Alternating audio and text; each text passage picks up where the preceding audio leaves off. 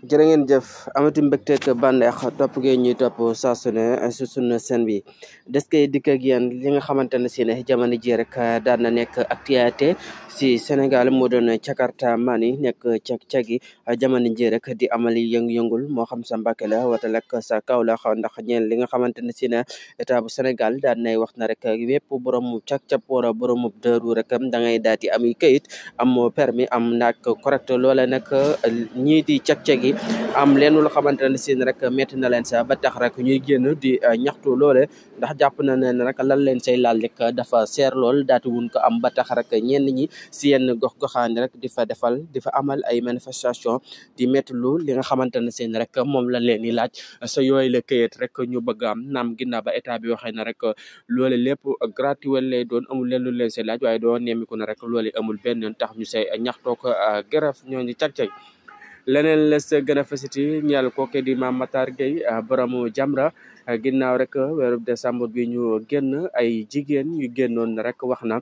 dañuy def ay manifestation taatu neen loole nag Mame Matar Gueye xamle woon na rek du sa dal benn yoon ba tax rek mu bindoon po pelante loole rek ñu na procureur jamono ji rek daan na sa amal ab jéego bu am solo lool ndaxte nag ma ngi say commencé rek am ñu mu jox la nga xamante ne si na moo di yooyu la mbir ñu war sa amal ab enquête ñeel la nga xamante ne si na rek ñoo waxoon na rek dañuy def li nga xamante ne si na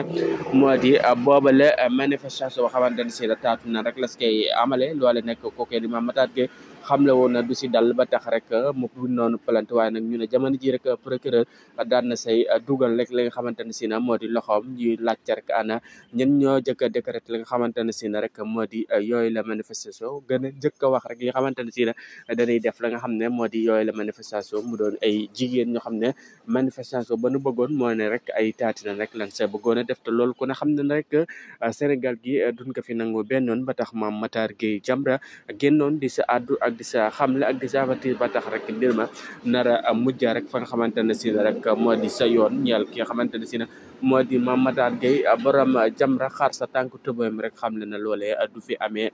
benn yoon mu doon mbir moom solo bu xamante ne si na askan wi daan na ko bàyyi xel bu baax a baax ñeel ki nga xamante ne si rek moo di la Mame Matar Gueye liggéey bu am solo ba xamante ne si na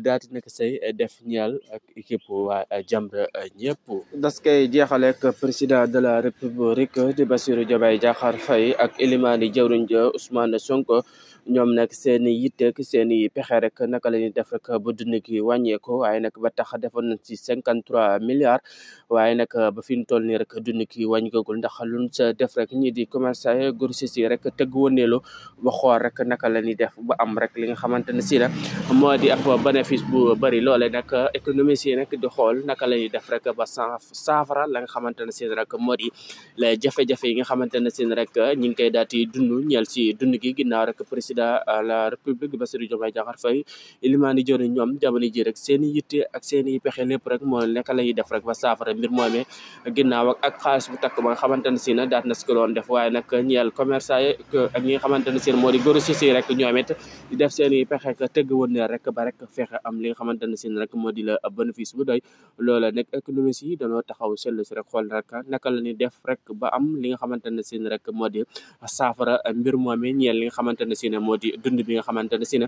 Sénégal yi ñu ngi koy joytu jamono ji bu baax a baax ak yokkuteem ak certaangeem metti lool si ndodd Sénégal yi ñoom it di xool rek naka la ñuy def rek ba saafara mbir moomee kon nag président ba ak Bassirou Diomaye Diakhar Faye